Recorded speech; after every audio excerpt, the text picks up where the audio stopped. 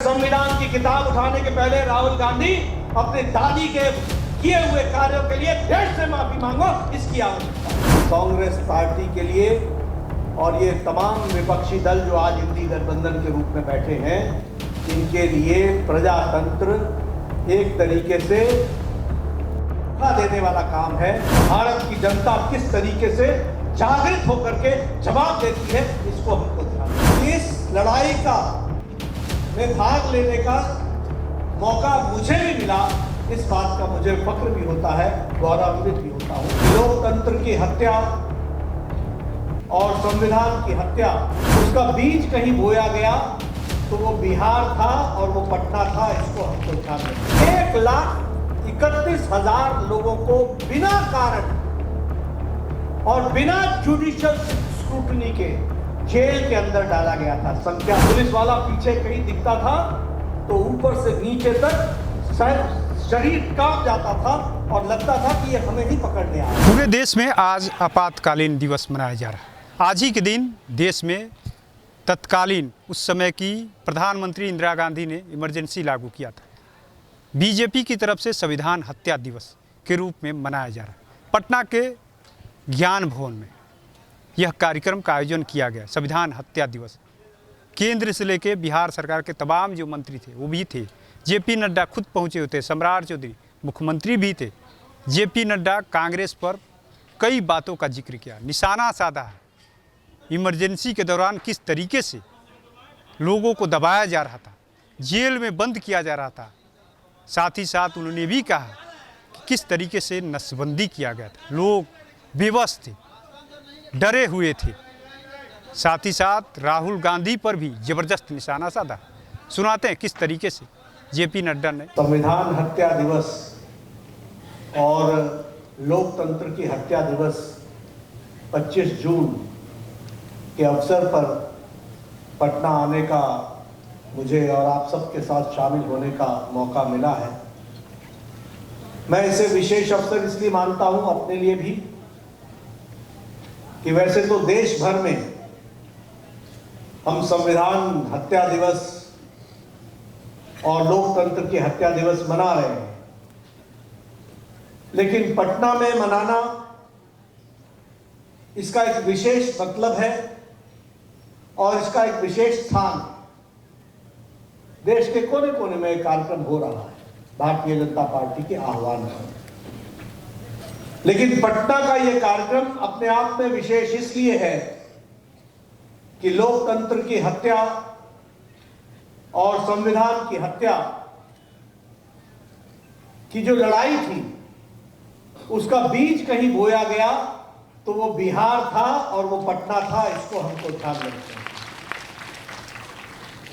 मैं मन ही मन सोच रहा था कि इस ज्ञान भवन से कुछ कदम बाहर जाएं तो सामने हमें गांधी मैदान दिखता है। यह गांधी मैदान उस ऐतिहासिक घटना का साक्षी है और मुझे बहुत के साथ ये कहने का सौभाग्य मिलता है कि आप सब लोग भी उस 5 जून 1974 को भूल नहीं सकते।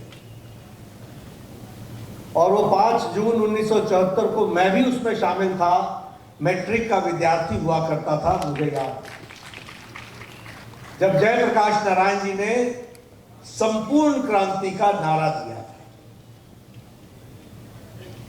और हम सब लोग यहां जितने बैठे हैं लोग, सब लोग यहां से उस समय की गफूर सरकार को बर्खास्त करने के लिए गवर्नर आर.डी. भंडारे को एक ज्ञापन देने के लिए गए थे। वो 5 जून 1974 और वो 18 मार्च 1974, ये दोनों दिन नींव के पत्थर साबित हुए इस आंदोलन को चलाने के लिए। ये हमको समझना चाहिए और ध्यान में रखना चाहिए। और इसीलिए जब मैं इसकी चर्चा करता हूं तो वो दिन भी याद आते हैं, लेकिन दिन के साथ साथ मुझे खुशी होती है कि इस लड़ाई का में भाग लेने का मौका मुझे भी मिला। इस बात का मुझे फख्र भी होता है, गौरवान्वित भी होता हूं, गौरव भी महसूस करता हूं। हम सब जानते हैं कि 25 जून जहां प्रजातंत्र का गला घोटा गया, प्रेस का गला घोटा गया,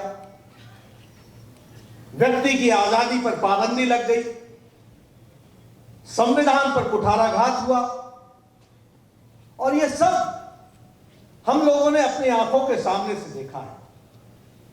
आज हम इसलिए याद करते हैं कि भारत का प्रजातंत्र जिस मजबूती के साथ उस समय प्रजातंत्र का गला घोटने वालों को जवाब दिया था, यह प्रजातंत्र भारत का हमेशा हमेशा मजबूत रहे और इसको कोई आंच ना आए, इसकी हम प्रतिज्ञा भी करते हैं। और इसका ये उदाहरण है आने वाली सरकारों के लिए, आने वाली जमहूरियत के लिए, कि इस तरीके का दुस्साहस करने वालों का हश्र क्या होता है और भारत की जनता किस तरीके से जागृत होकर के जवाब देती है, इसको हमको ध्यान में रखना चाहिए। मैं यहां इस पर बहुत बोलूंगा नहीं, क्योंकि सब लोगों ने बोला है कि जस्टिस जगमोहन ने मिसेस गांधी को दोषी ठहराया था और उन्होंने कहा था कि आपने चुनाव में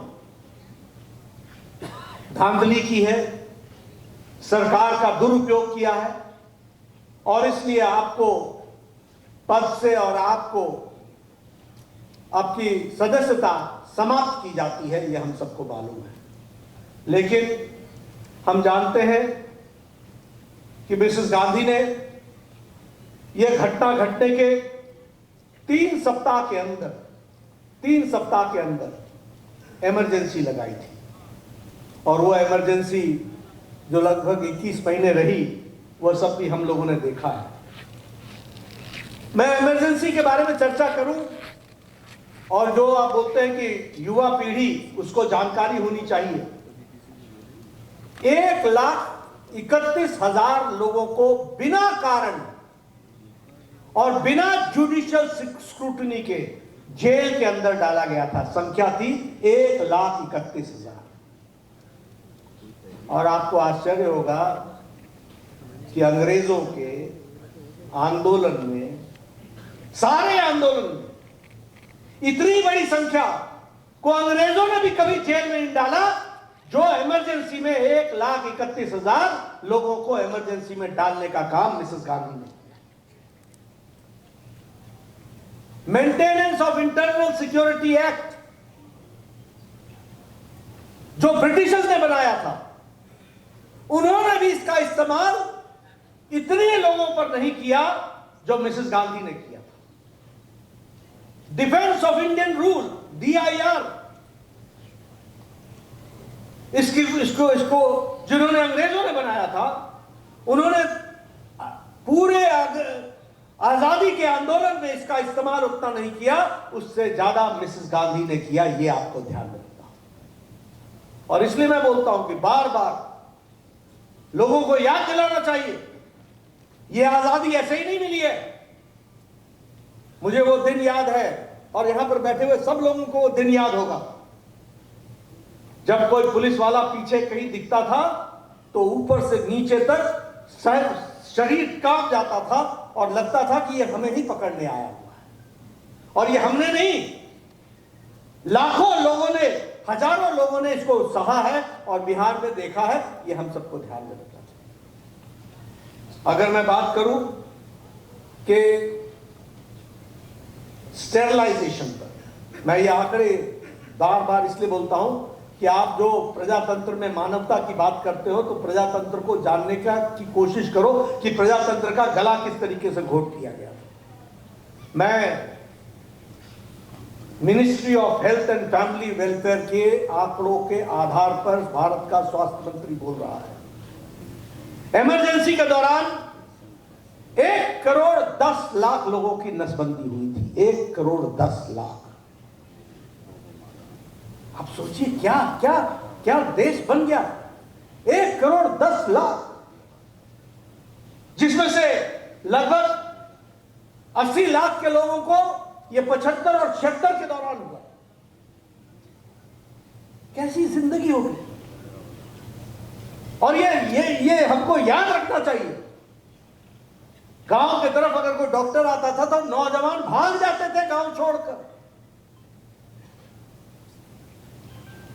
जेल जाना तो अलग रहा, लेकिन आपने मानवता पर इतना बड़ा आघात किया कि आपने जबरन 1,10,00,000 लोगों का स्टेरलाइजेशन कर दिया, नसबंदी कर दी। अगर मैं बात करूं, यह संख्या उस समय अगर 1,10,00,000 की मैं संख्या जोड़ूं तो यह उस समय के ग्रीस की पॉपुलेशन से ज्यादा है। यह परिस्थिति ला करके खड़ी की। अगर मैं कहूं दिल्ली के बारे में, तो जो वहां मकानों को ढाया गया, लगभग 1,50,000 मकान ढाए गए और लगभग 7 लाख लोग घर से बेघर हो गए। इस तरीके का, और प्रेस की बात करूं, लगभग 300 से ज्यादा तो पत्रकार जेल में थे। अखबारें छपती थी, उसमें कुछ नहीं होता था, ब्लैंक होती थी अखबारें, सेंसरशिप लगा हुआ था, मुंह पर ताला लगा हुआ था। यह कांग्रेस ने हमारा हाल किया था, यह भी हमको ध्यान में रखना चाहिए। और मित्रों, मैं आज जब हम इस बात को याद कर रहे हैं तो यह भी याद रखना कि कांग्रेस पार्टी के लिए और ये तमाम विपक्षी दल जो आज इंडी गठबंधन के रूप में बैठे हैं, इनके लिए प्रजातंत्र एक तरीके से धोखा देने वाला काम है और इनकी जो पूरी की पूरी सोच है वह प्रजातंत्र विरोधी है। इसको भी हमको ध्यान में रखना चाहिए। और ये मैं ऐसे ही नहीं कह रहा। अगर मैं जवाहरलाल नेहरू की बात करूं तो 8 बार से ज्यादा उन्होंने राष्ट्रपति शासन लगाया प्रदेशों में। मिसेस गांधी ने 50 बार लगाया, यानी 50 चुनी हुई सरकारों को ध्वस्त किया। और हमारे दृष्टि से अगर देखा जाए तो आज जब नरेंद्र मोदी जी की 12 साल की सरकार है तो जम्मू कश्मीर को छोड़ करके और कुछ समय के लिए मणिपुर को छोड़ करके हमने कहीं भी राष्ट्रपति शासन नहीं लगाया है। यह हमारी ताकत है, इसको हमको समझ लेना चाहिए। इसी इमरजेंसी के दौरान 42वां संवैधानिक संशोधन लेकर के आए। संवैधानिक संशोधन में चुने हुए प्रतिनिधि का टर्म को 5 साल से 6 साल कर दिया। अपने आप को देखिए, याद कीजिए कानून किस तरीके से बनाया गया। अपने आप को यानी प्रधानमंत्री, राष्ट्रपति, उपराष्ट्रपति, स्पीकर, इनको जुडिशियल रिव्यू से ऊपर कर दिया गया। इनके ऊपर कोई भी जुडिशियरी कार्रवाई नहीं हो सकती। और सबसे बड़ी बात कि यह कानून रेट्रोस्पेक्टिव किया गया।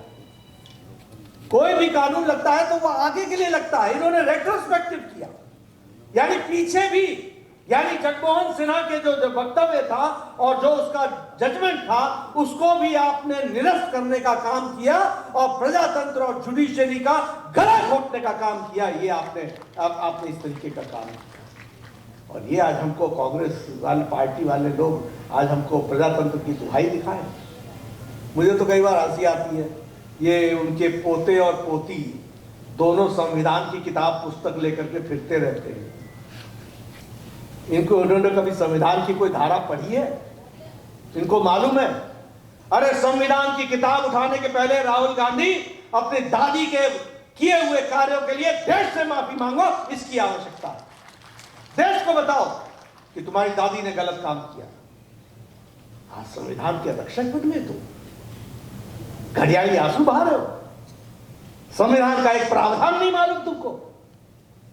तुम्हें यह नहीं मालूम कि तुम्हारी दादी ने क्या क्या किया और किस तरीके से प्रावधानों की धज्जियां उड़ाई हैं।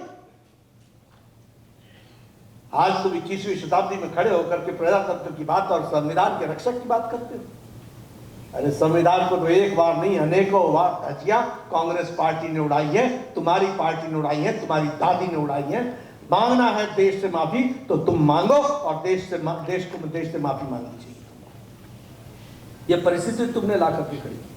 फंडामेंटल राइट्स,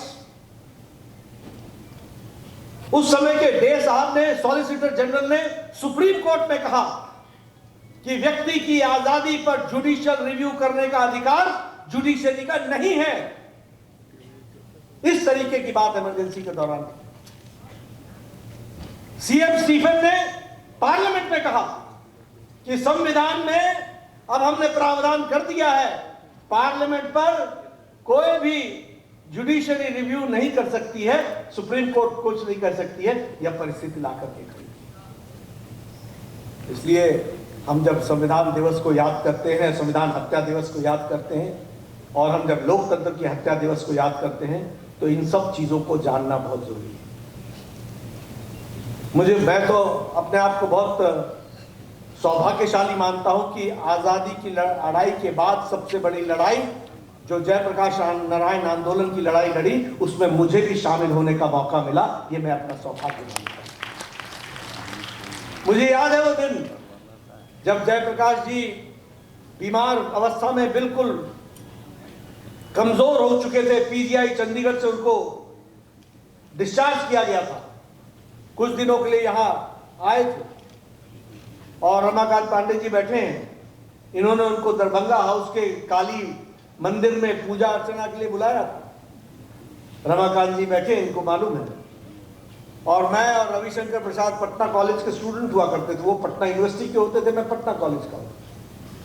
हमने छात्रों को इकट्ठा किया और जयप्रकाश नारायण जी जब पूजा करने आए तो उनकी पूजा अर्चना के बाद हमने नारे लगाए, लोकनायक जयप्रकाश आगे बढ़ो, हम तुम्हारे साथ हैं।